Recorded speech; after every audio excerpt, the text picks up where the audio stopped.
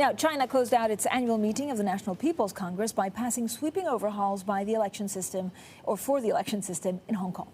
The Patriots governing Hong Kong bill was passed with 2,895 lawmakers approving the change, with one abstention and none voting against. Now, it also marked China's shift to what it calls sustainable growth targets and policies. Premier Li Keqiang is giving a press conference right now. So to round up all of the news is our chief North Asia correspondent, Stephen Engle. Steve, first of all, if you look at some of the key takeaways, it's about growth, but it's also about Hong Kong. What did you pick out as most important?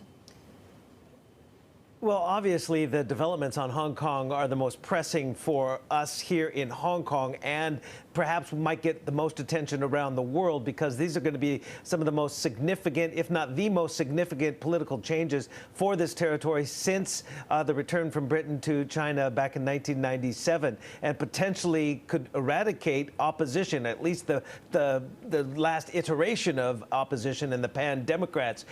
Li Keqiang did speak about it a few minutes ago in this press conference.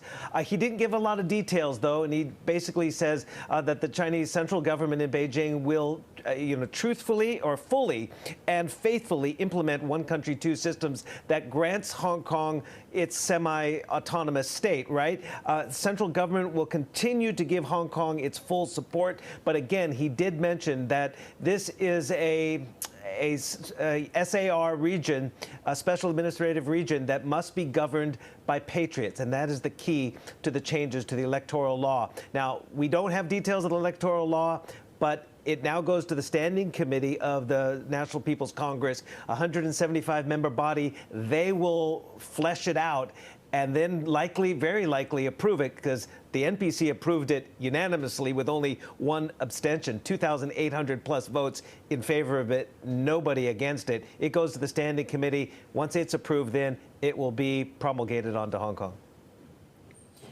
Stephen, China's crackdown on Ant and Jack Ma, what does that actually mean for the country as a place for big tech to both emerge and to invest?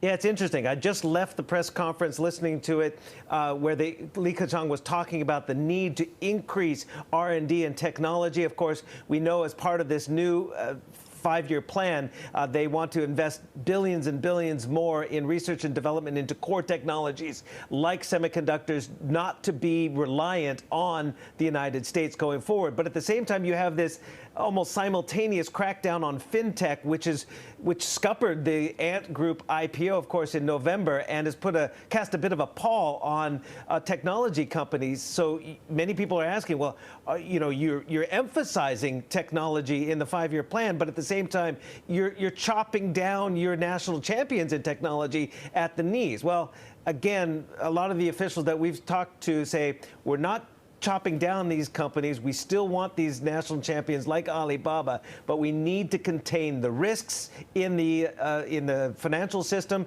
from unchecked lending, consumer lending, as well as level the playing field for new entrants.